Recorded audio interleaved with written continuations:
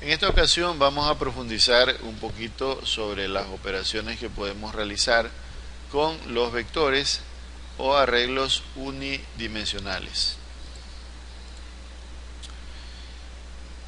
Los arreglos unidimensionales básicamente se trata de un conjunto de datos estructurados bajo un mismo nombre y un índice, como ya lo mencionamos anteriormente. Estos vectores poseen un mismo tipo de datos para sus elementos. Es decir, si yo defino un vector entero, significa que va a almacenar datos enteros.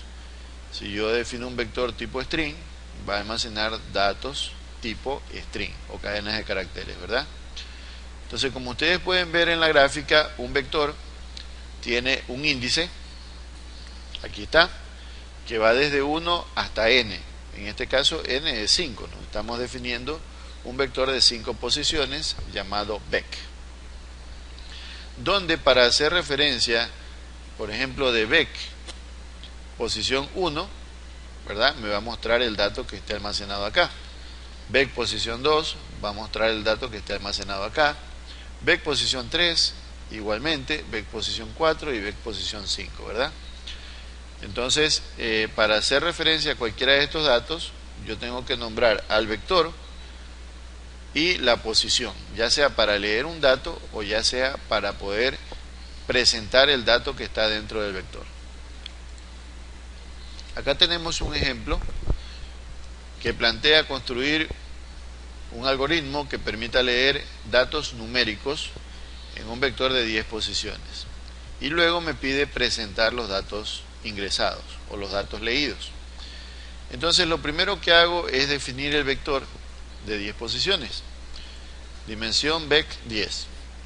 Luego hago uso de una estructura para poder recorrer o hacer el primer recorrido para leer el vector, que en este caso comienza en 0.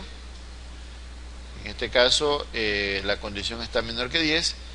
Este ciclo de aquí me va a permitir generar el número 1 por primera vez y leer los datos en la posición 1, ¿verdad? Luego nuevamente va a plantearse 1 menor que 10, como es verdadero, entonces va a incrementar nuevamente en 1, entonces va a ser posición 2 y así sucesivamente hasta incrementar a la posición 10. Va a leer la posición 10 y va a llegar acá, ¿no? 10 menor que 10 y automáticamente va a salir. Entonces, para poder regresar nuevamente a generar las 10 posiciones, en este caso yo asigno el número 0 o el valor 0 a la variable de control, la variable post, para iniciar un nuevo ciclo. Entonces, aquí estoy ingresando los datos y luego voy a presentarlos. La única diferencia entre la estructura que tengo acá con la segunda estructura es que en vez de leer los datos, yo estoy escribiendo los datos. Acá se leen o se ingresan y acá se escriben o presentan. Básicamente esa es la diferencia. Vamos a ver el diagrama. Y acá tenemos el mismo ejemplo. Acá tenemos el diagrama de flujo. Entonces la lógica la misma, ¿verdad? Tenemos aquí el ciclo para poder leer los datos y acá tenemos el ciclo para poder presentar los datos. En este caso hay que resaltar en que las posiciones, al menos a nivel del diagrama, principalmente en la herramienta que estamos utilizando, que es PSIN, van desde la posición 1 hasta la posición, en este caso, de acuerdo a la posición que hayamos o al tamaño del vector. Si hemos definido un vector de 20 posiciones, significa que va a ir desde la 1 hasta la 20. Sin embargo, cuando yo vaya a programar en Java, voy a tener algunas situaciones que obviamente varían un poco. Principalmente lo que va a variar aquí es las posiciones. Mientras que en el PSIN el vector de 10 posiciones va desde la posición 1 hasta la posición 10, en Java se toma en cuenta la posición 0. Esto es una característica que tienen otros lenguajes de programación, por ejemplo el C++, que también cuenta la posición 0. Entonces acá hay una pequeña variación lógica en el desarrollo del ejercicio. Y aquí obviamente estamos mostrando una forma de hacerlo, o sea, no quiere decir que esta es la única forma de hacerlo. Es solamente una forma de hacerlo. Acá tenemos el vector de 10 posiciones que va desde la 0 hasta la 9. Entonces aquí tenemos las 10 posiciones y acá tenemos el ejercicio, ¿verdad? El ejercicio se plantea igual. Nosotros definimos el vector, en este caso un vector entero, int vec, corchetes. Vec es igual a new, entero, de 10 posiciones, pos 0.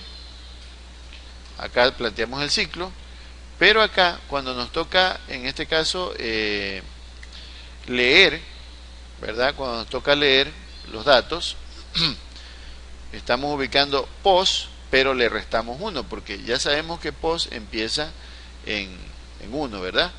Entonces acá 1 para que comience en 0. Es la única variación aquí a nivel de la lógica del ejercicio, ¿no? También pude haber comenzado acá, pude haber comenzado en 0, ¿verdad? Y aquí antes de incrementarle yo pude haber ubicado el ingreso o la lectura del dato sin necesidad de restar. O sea, eso depende mucho de la lógica que usted maneje.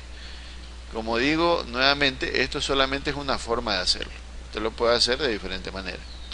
Entonces acá tengo asimismo el ciclo que me permite presentar o escribir los datos. Acá leo los datos y acá escribo los datos. Las dos operaciones básicas que se pueden realizar en un vector son escribir, leer y a lo mejor actualizar un dato.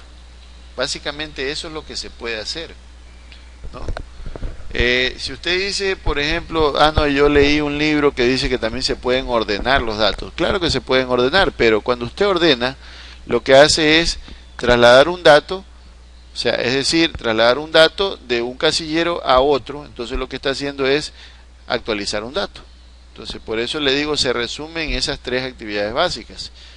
Se trata de leer, presentar los resultados y actualizar los datos que tiene el vector o los datos que están en cada uno de esos casilleros.